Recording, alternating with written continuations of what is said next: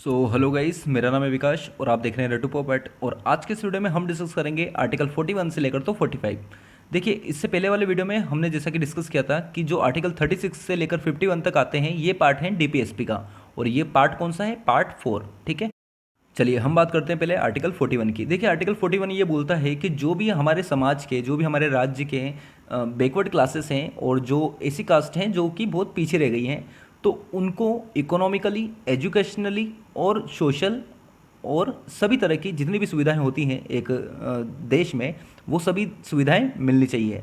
तो ये बोलता है आर्टिकल 41। आर्टिकल 41 बोलता है कि जो भी बैकवर्ड क्लासेस हैं उनको सारी सुविधाएं मिलनी चाहिए, और ये देने का काम किसका है? स्टेट का है। ठीक है, याद रखिएगा, जो भी डीपीएसपी हैं वो क्या है? नॉन जस्टिसेबल है, इनको लेकर आप कोर्ट में नहीं जा सकते।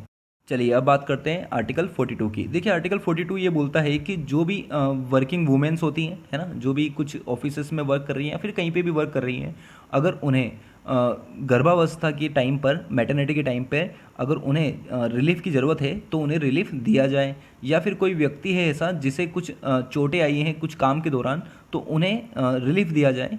ये देता है आर्टिकल 42। ठीक है, तो याद रखिएगा, आर्टिकल 42 स्टेट को ये निर्देश देता है कि स्टेट को मैटरनिटी के टाइम पे और किसी भी व्यक्ति के इंजरी के टाइम पर उन्हें क्या देना है?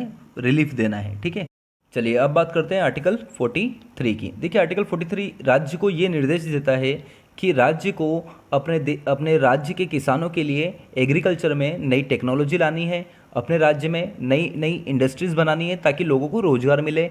साथ ही साथ में राज्य को अपने जो भी छोटे छोटे गांव होते हैं उनमें कुटीर उद्योगों को बढ़ावा देना है, और जितना भी गवर्नमेंट का फंड लग सकता हो उसे लगाना चाहिए। पर याद रखिएगा, ये नॉन जस्टिसेबल है, तो ऐसा कुछ होता ही नहीं है। चलिए अब बात करते हैं आर्टिकल 44 की। देखिए, आर्टिकल 44 बात करता है यूनिफॉर्म सिविल कोड के बारे में, समान नागरिक संहिता। देखिए, इसका मतलब ये है कि जो राज्य है उसे अपने नागरिकों को एक समान कानून के अंदर रखना है। पर ऐसा होता नहीं है। क्यों? क्योंकि हमारे देश में हर एक धर्म का अलग अलग कानून चलता है। जैसे कि मुस्लिम्स में अलग कानून चलता है, हिंदुओं में अलग तरह की परंपराएं मानी जाती हैं, वैसे ही सिख और वैसे ही ईसाइयों में अलग अलग तरह की मान्यताएं हैं। तो शादी करने के तरीके और तलाक देने के तरीके भी सबके अलग अलग हैं। तो जैसे कि 3 तलाक बहुत ही फेमस हुआ था बीच में, है ना, तो जो 3 तलाक था उसे भी एंड किया गया कि ये वुमेन्स के राइट्स के अगेंस्ट था, है ना। इसके साथ ही मैरिज के अलावा सक्सेशन, मतलब संपत्ति में उत्तराधिकार कौन होगा अगला, इसके बारे में भी कौन बताता है? Uniform civil code. पर बात वही आती है कि हर एक धर्म का अलग अलग कानून चलता है, इसलिए कभी भी यूनिफॉर्म सिविल कोड जो है वो कभी सही से लग नहीं पाया। अडोप्शन की बात, मतलब कौन इंसान किसको एडॉप्ट कर सकता है, ये सब कई में लिखा हुआ है। ये लिखा हुआ है आर्टिकल 44 में। ठीक है, तो याद रखिएगा, आर्टिकल 44 यूनिफॉर्म सिविल कोड से रिलेट करता है। चलिए अब बात करते हैं आर्टिकल 45 की। देखिए, आर्टिकल 45 जो है वो भी बहुत इंपॉर्टेंट है।